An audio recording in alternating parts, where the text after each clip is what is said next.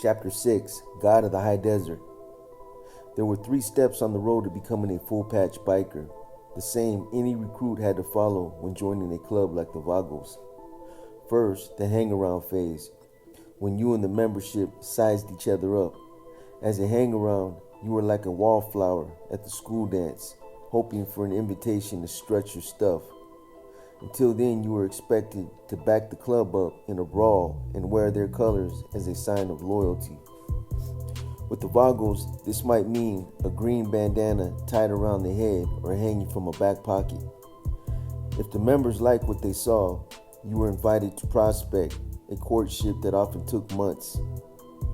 A prospect with the Hemet Vagos wore a single rocker sewn on the lower back of his cut that said California, identifying the chapter's home state. Back then, there were over 300 greenies riding outlaw up and down the West Coast, with more chapters in Arizona, Utah, Nevada, Oregon, and over in Hawaii. Without a doubt, the most difficult part of becoming a patch holder was the humiliation that came with prospecting. In effect, a prospect became the club's personal bitch. If a full patch member dropped his pants and commanded you to wipe his ass, you damn well better do it.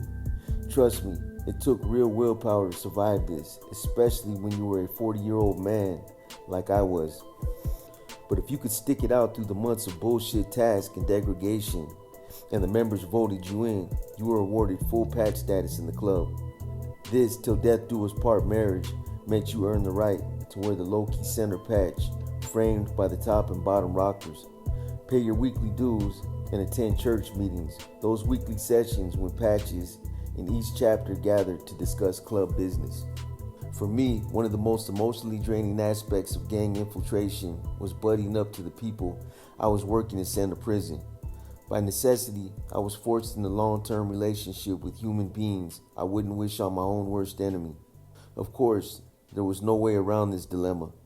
For the sake of the mission, I had to hold my nose and take the plunge.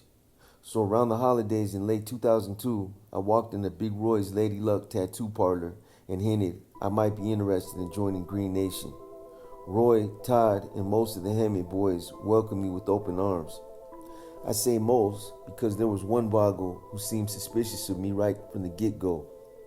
He was the chapter sergeant at arms, responsible for club discipline and security, a 300-pound blob named North, who hit like a 60-pound schoolgirl.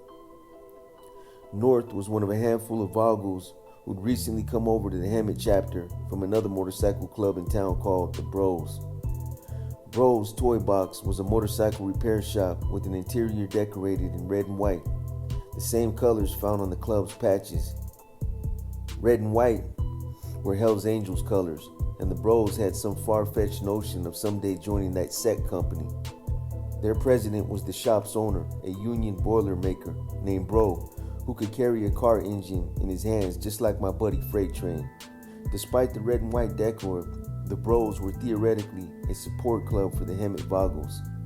That all changed when Big Todd started fueling with Bro over a transmission part he thought he deserved for free. When Bro told him to fuck off, Todd convinced Big Roy they should forcibly shut the Bros down and take the club's members for themselves, doubling the size of the Hemet Vagos in one fell swoop. So on a night when the Bros were holding church inside the toy box, Big Roy's crew came calling, and some were packing guns. They were backed by another Vagos chapter from the city of Corona, one led by an outlaw named Mumbles, who weighed 100 pounds dripping wet, but fought like the Tasmanian devil. Mumbles' forte was knives, which the man could fling with precision from long distances, like some kind of freaky circus act. At one Green Nation campout, some Northern California Vagos bet $3,000 their knife-throwing champion could best Mumbles. With total confidence, we upped the bet to 5 and turned our boy loose. Well, Mumbles started dealing steel from sheaths hidden all over his body. They came from his back, his belt, his ankles, his boots, hell, maybe even his ass, I don't know. But one after another, those blades nailed a tree trunk about 60 feet away. Thunk, thunk, thunk, thunk, thunk. When that little fucker was done, his knives were grouped tighter than a virgin cha-cha. It was an impressive performance and an easy $5,000. Mumbles was carrying those blades the night that he, Big Roy, and the rest of the Vagos stormed Bro's toy box. Once inside, they demanded the Bros turn over their colors, which was a big no-no in the outlaw world. Few sins trumped a man giving up his patch.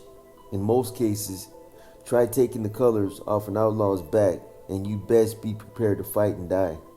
I say most because apparently the Bros weren't so keen on self-sacrifice.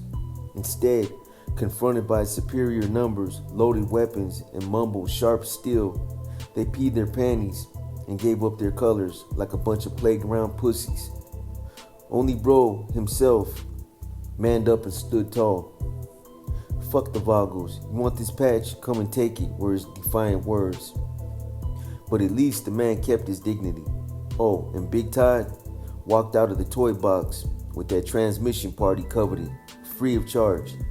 As for Bro's chicken shit brothers, a handful opted to join the Emmett Vagos, including North and Doc, the dentist who bought my Harley Shovelhead, and the only two chapter members older than I was at the time, an ex-con named Sparks and another, the Vagos Chiston Buckshot. Road names bestowed by the club when a prospect reached patch status were sometimes real head scratchers, but that wasn't the case with Sparks and Buckshot. Sparks got his name simply because he was a certified electrician, and Buckshot, well, Buckshot had barely escaped the business end of a shotgun down in Mexico. His brand new Harley, on the other hand, hadn't been so lucky. In addition to those turncoats, Big Roy had scraped together a handful of other recruits for his chapter, including Reddy, who worked as a tattoo artist at the Lady Luck, Jack Fight, a notoriously violent human being, and Jimbo, a muscle-bound juicer who supplied the Vagos with anabolic steroids. I never touched that shit myself. I heard too many horror stories about shriveled dicks and wooden balls. And then there was Crash. If ever there was an appropriate road name for a motorcycle outlaw, Crash was it. That big bastard crashes stock hardy, just about anywhere in any way humanly possible. And because we came into the club around the same time, I found myself traveling many nervous miles beside that spun fool, worrying about whether he would dump his bike and take me down with him. With the exception of my mother, I think that crazy Vago gave me more migraines than any other human being on the planet. First time I laid eyes on Crash, he was standing outside the Lady Luck wearing a skin-tight tank top and a green bandana, eyeballing me over his ratty mustache like he was king shit. I had no idea where that dude had come from, but prison would have been an obvious choice.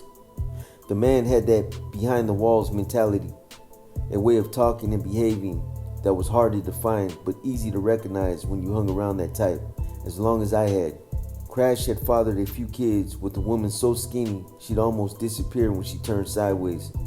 Wasn't long before I discovered he had another love in his life, crystal meth. Methamphetamine has been the one center's drug of choice for many years now. Its use is so prevalent that in the summer of 2001, the feds pulled the trigger on Operation Silent Thunder, sweeping up a large meth ring in California high desert that included several Vagos. From the late 60s into the 70s, Reds were the outlaw's world preferred drug. Sold in red capsules under the brand name Seconal, that pharmaceutical was prescribed as a sedative, but that drug was anything but sedating for bikers who abused it. Reds amped a man up and made him fearless enough to commit murder, which was not uncommon in that particularly violent era. For their own survival, outlaw clubs began banning the use of Reds. After a brief fling with PCP, they hitched their wagon to methamphetamine. Man, outlaws just loved their crank. Gave them that little extra giddy up they needed to keep riding and partying straight through till morning. In Crash's eyes, meth just made his incredibly inept riding even worse. The man would continue to be a terror in the saddle for as long as I knew him, but when I first hung with the Vagos, the bigger concern was the chapter sergeant at arms. Right out the gate, North was telling Big Boy I couldn't be trusted, that I just might be a snitch. As true as that might have been, there wasn't a chance in hell that fuck could have known what I was up to. That closely kept secret was between me, John Carr, and Kevin Duffy. Regardless, the word was out there now. North has started the rumor mill grinding, and once that snitch jacket gets hung on a man, it's damn hard to remove. That was the worst possible start for someone in my situation, and my only defense was calling North out as a fat lying bastard and demanding proof of my infidelity. The sergeant at arms promised he had a reliable source and would show his hand soon enough. If I find out this is true, Big Roy warned me, if it turns out you're a rat, I will personally fuck you up, George. Yup, North was going to be a problem. I've been hanging around the Vagos about a week when I finally told my buddy, old Joe, that I was thinking about joining the Hemet chapter. The conversation came up during one of our early morning chats on the drive out to a tree trimming job. I don't get it, said Joe. You've been doing nothing but bitching and complaining about those people. Just gonna try it, see where it goes, I said. But why? Why would you do that? They're like a bunch of kids who never grew up. Why the devil would you want to hang out in bars and get into fights and all that other childish stuff? Fact was, there was no rational explanation. Nothing I could say would make a damn bit of sense. So I shut my buddy off with, don't worry about it, end of conversation. Freight Train, who I'd stay in contact with over the years, was even more upset. And that big Hell's Angel didn't mince words telling me so.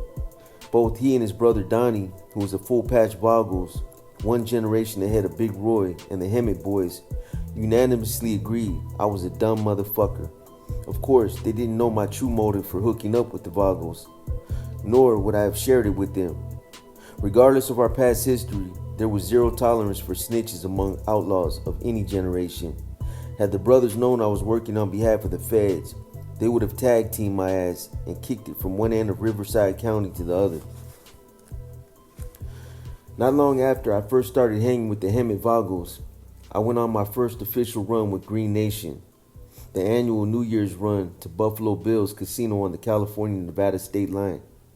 Club runs, always a good excuse to gather members in one location, were usually organized at the chapter level, but the largest, like the New York's run, was handled by Nation and its top dog, Terry the Tramp. Tramp was best known for plotting